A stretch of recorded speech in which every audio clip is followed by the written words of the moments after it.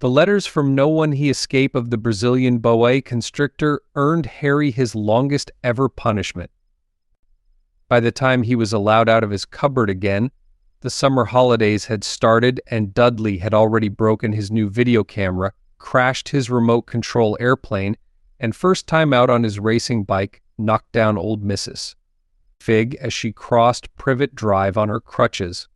Harry was glad school was over, but there was no escaping Dudley's gang, who visited the house every single day. Piers, Dennis, Malcolm, and Gordon were all big and stupid, but as Dudley was the biggest and stupidest of the lot, he was the leader. The rest of them were all quite happy to join in Dudley's favorite sport, Harry hunting. This was why Harry spent as much time as possible out of the house, wandering around and thinking about the end of the holidays, where he could see a tiny ray of hope. When September came, he would be going off to secondary school, and, for the first time in his life, he wouldn't be with Dudley.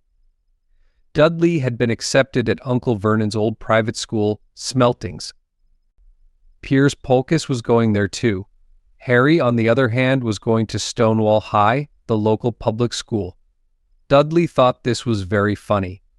They stuffed people's heads down the toilet the first day at Stonewall, he told Harry. "Want to come upstairs and practice?" "No, thanks," said Harry.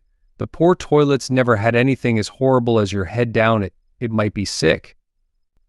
Then he ran before Dudley could work out what he'd said.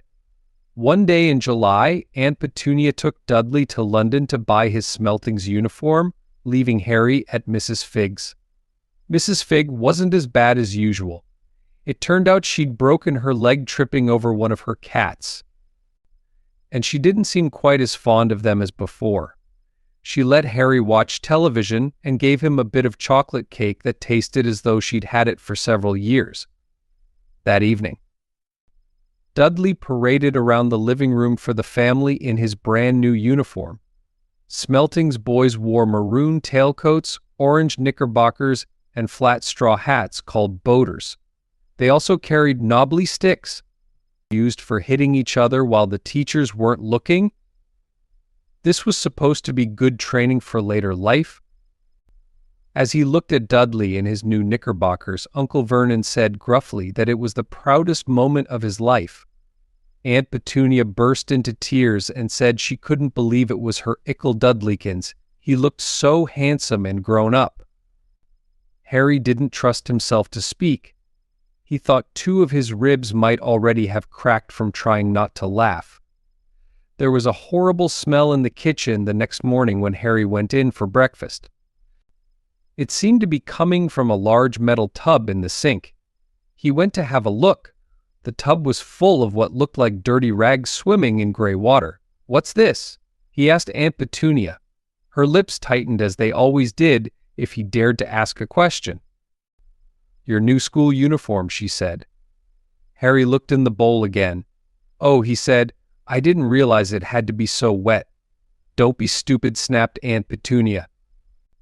"I'm dyeing some of Dudley's old things gray for you. It'll look just like everyone else's when I've finished." Harry seriously doubted this, but thought it best not to argue. He sat down at the table and tried not to think about how he was going to look on his first day at Stonewall High like he was wearing bits of old elephant skin, probably. Dudley and Uncle Vernon came in, both with wrinkled noses because of the smell from Harry's new uniform. Uncle Vernon opened his newspaper as usual, and Dudley banged his smelting stick, which he carried everywhere, on the table. They heard the click of the mail slot and flop of letters on the doormat. "Get the mail," Dudley said Uncle Vernon from behind his paper. "Make Harry get it. Get the mail, Harry. Make Dudley get it. Poke him with your smelting stick, Dudley." Harry dodged the smelting stick and went to get the mail. 3 things lay on the doormat: a postcard from Uncle Vernon's sister Marge, who was vacationing on the Isle of Wight, a brown envelope that looked like a bill, and a letter for Harry. Harry picked it up and stared at it, his heart twanging like a giant elastic band. No one, ever, in his whole life had written to him. Who would? He had no friends, no other relatives. He didn't belong to the library, so he'd never even got rude notes asking for books back. Yet here it was, a letter, addressed so plainly there could be no mistake, Mr.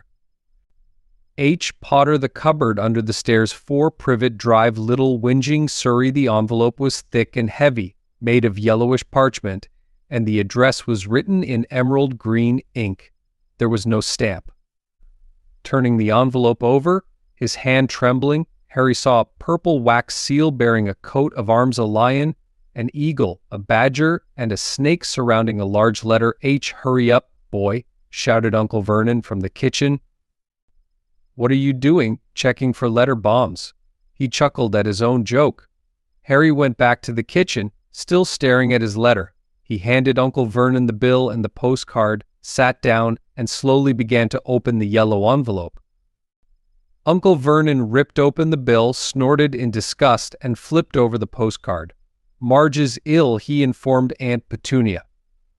"Ate a funny whelk." "Dad," said Dudley suddenly. "Dad, Harry's got something." Harry was on the point of unfolding his letter, which was written on the same heavy parchment as the envelope, when it was jerked sharply out of his hand by Uncle Vernon. "That's mine," said Harry, trying to snatch it back. "Who'd be writing to you?" sneered Uncle Vernon, shaking the letter open with one hand and glancing at it. His face went from red to green faster than a set of traffic lights. And it didn't stop there. Within seconds it was the grayish-white of old porridge. P.P. Petunia. He gasped. Dudley tried to grab the letter to read it, but Uncle Vernon held it high out of his reach. Aunt Petunia took it curiously and read the first line. For a moment it looked as though she might faint. She clutched her throat and made a choking noise. "Vernon."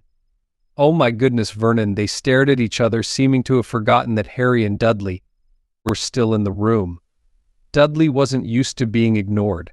He gave his father a sharp tap on the head with his smelting stick.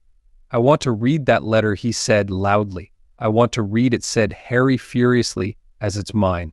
"Get out, both of you," croaked Uncle Vernon, stuffing the letter back inside its envelope. Harry didn't move.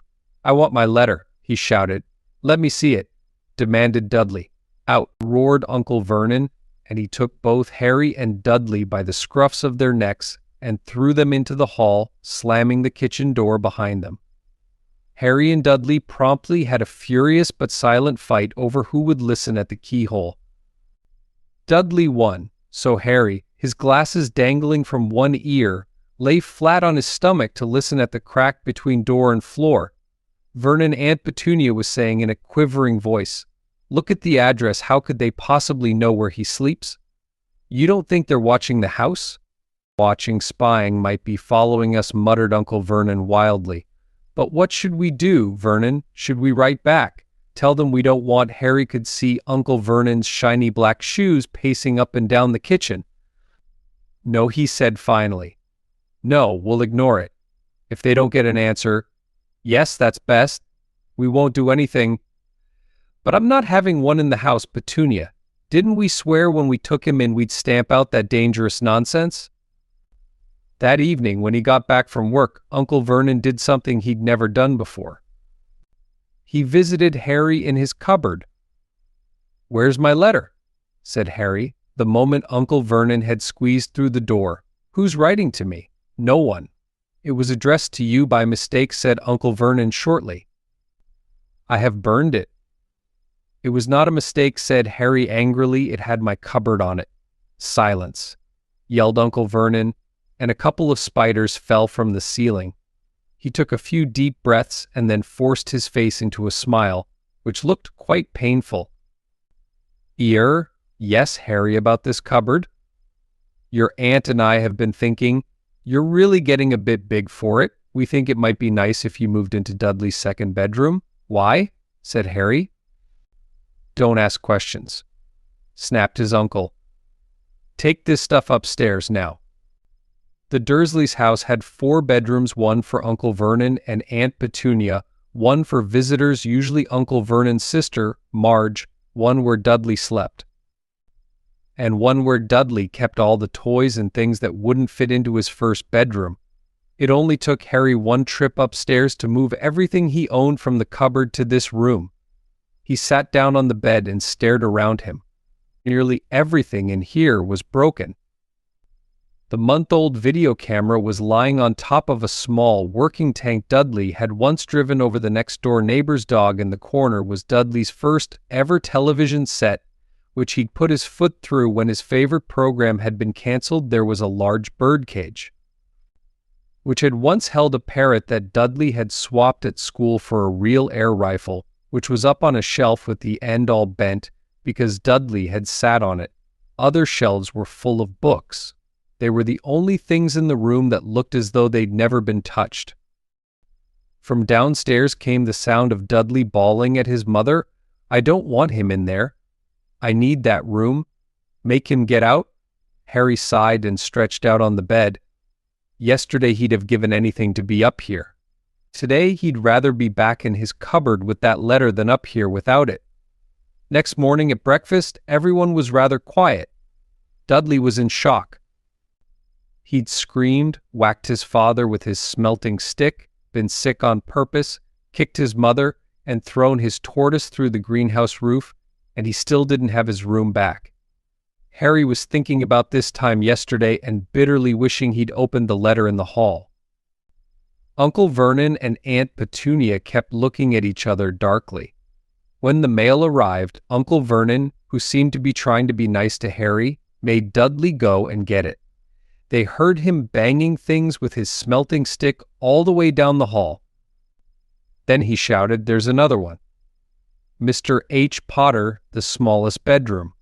4 Privet Drive. With a strangled cry, Uncle Vernon leapt from his seat and ran down the hall, Harry right behind him. Uncle Vernon had to wrestle Dudley to the ground to get the letter from him, which was made difficult by the fact that Harry had grabbed Uncle Vernon around the neck from behind. After a minute of confused fighting, in which everyone got hit a lot by the smelting stick, Uncle Vernon straightened up, gasping for breath, with Harry's letter clutched in his hand. "Go to your cupboard, your bedroom," he wheezed at Harry. "Dudley, go, just go." Harry walked round and round his new room. Someone knew he had moved out of his cupboard, and they seemed to know he hadn't received his first letter. Surely that meant they'd try again? And this time he'd make sure they didn't fail. He had a plan.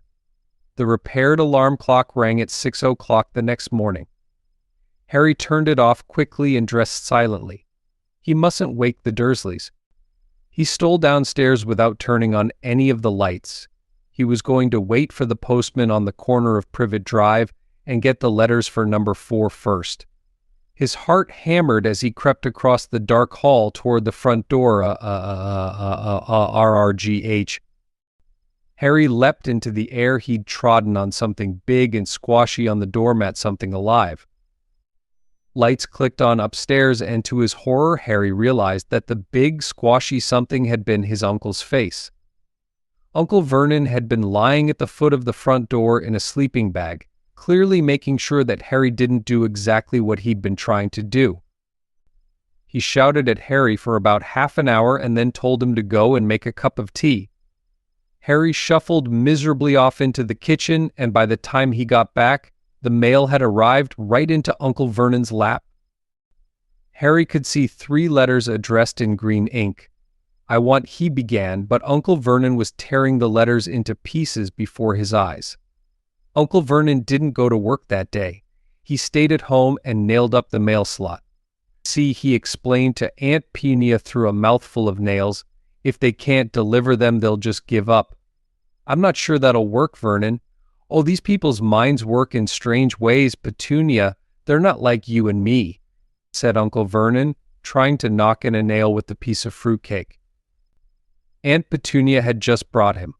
On Friday, no less than 12 letters arrived for Harry.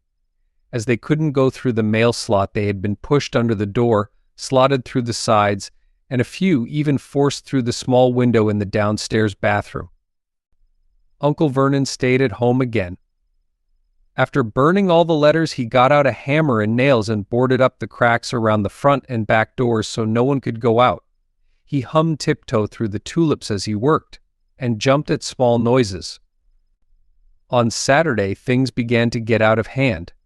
24 letters to Harry found their way into the house, rolled up and hidden inside each of the 24 eggs that their very confused milkman had handed Aunt Petunia through the living room window.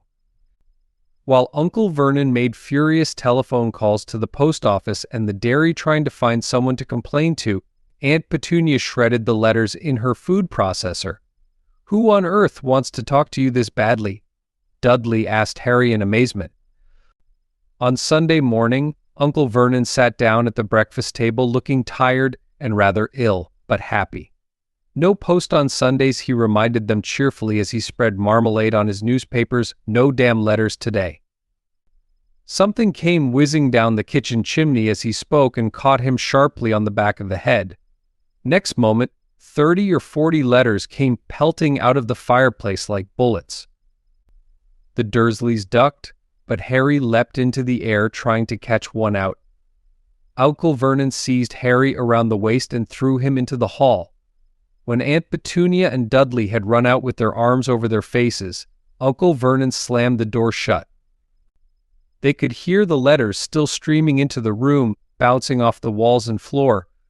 "That does it," said Uncle Vernon, trying to speak calmly but pulling great tufts out of his mustache at the same time. "I want you all back here in 5 minutes ready to leave. We're going away. Just pack some clothes. No arguments." He looked so dangerous with half his mustache missing that no one dared argue. 10 minutes later, they had wrenched their way through the boarded-up doors and were in the car, speeding toward the highway. Dudley was sniffling in the back seat. His father had hit him round the head for holding them up while he tried to pack his television, VCR, and computer in his sports bag. They drove. And they drove. Even Aunt Petunia didn't dare ask where they were going. Every now and then Uncle Vernon would take a sharp turn and drive in the opposite direction for a while. "Shake him off." "Shake him off," he would mutter whenever he did this. They didn't stop to eat or drink all day. By nightfall, Dudley was howling. He'd never had such a bad day in his life. He was hungry. He'd missed 5 television programs he'd wanted to see, and he'd never gone so long without blowing up an alien on his computer. Uncle Vernon stopped at last outside a gloomy-looking hotel on the outskirts of a big city. Dudley and Harry shared a room with twin beds and damp, musty sheets. Dudley snored, but Harry stayed awake, sitting on the windowsill, staring down at the lights of passing cars and wondering. They ate stale cornflakes and cold tinned tomatoes on toast for breakfast the next day. They had just finished when the owner of the hotel came over to their table. "Excuse me, but is one of you Mr. H. Potter?" "Only I got about 100 of these at the front desk." She held up a letter so they could read the green ink address, "Mr. H. Potter, room 17, Railview Hotel, Cokeworth." Harry made a grab for the letter, but Uncle Vernon knocked his hand out of the way. The woman stared. "I'll take them," said Uncle Vernon, standing up quickly and following her from the dining room. "Wouldn't it be better just to go home, dear?"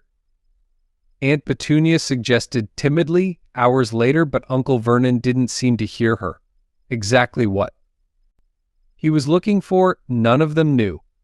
He drove them into the middle of a forest, got out, looked around, shook his head, got back in the car, and off they went again.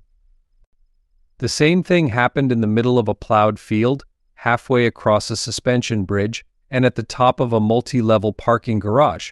"Daddy's gone mad, hasn't he?" Dudley asked Aunt Petunia dully late that afternoon.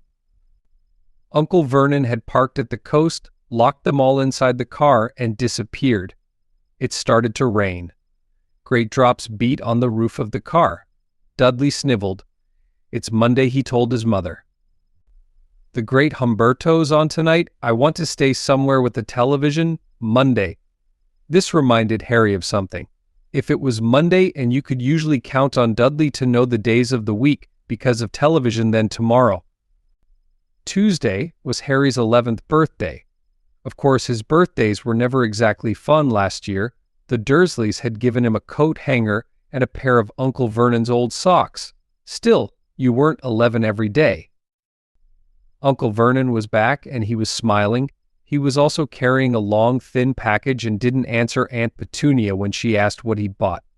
"Found the perfect place," he said. "Come on." Everyone out. It was very cold outside the car. Uncle Vernon was pointing at what looked like a large rockway out at sea. Perched on top of the rock was the most miserable little shack you could imagine. One thing was certain, there was no television in there. "Storm forecast for tonight," said Uncle Vernon gleefully, clapping his hands together. "And this gentleman's kindly agreed to lend us his boat." A toothless old man came ambling up to them, pointing, with a rather wicked grin, at an old rowboat bobbing in the iron-gray water below them. "I've already got us some rations," said Uncle Vernon, "so all aboard." It was freezing in the boat. Icy sea spray and rain crept down their necks, and a chilly wind whipped their faces. After what seemed like hours, they reached the rock, where Uncle Vernon, slipping and sliding, led the way to the broken-down house. The inside was horrible. It smelled strongly of seaweed. The wind whistled through the gaps in the wooden walls, and the fireplace was damp and empty. There were only 2 rooms. Uncle Vernon's rations turned out to be a bag of chips each and 4 bananas. He tried to start a fire, but the empty chip bags just smoked and shriveled up. "Could do with some of those letters now, eh?" he said cheerfully. He was in a very good mood. Obviously, he thought nobody stood a chance of reaching them here in a storm to deliver mail.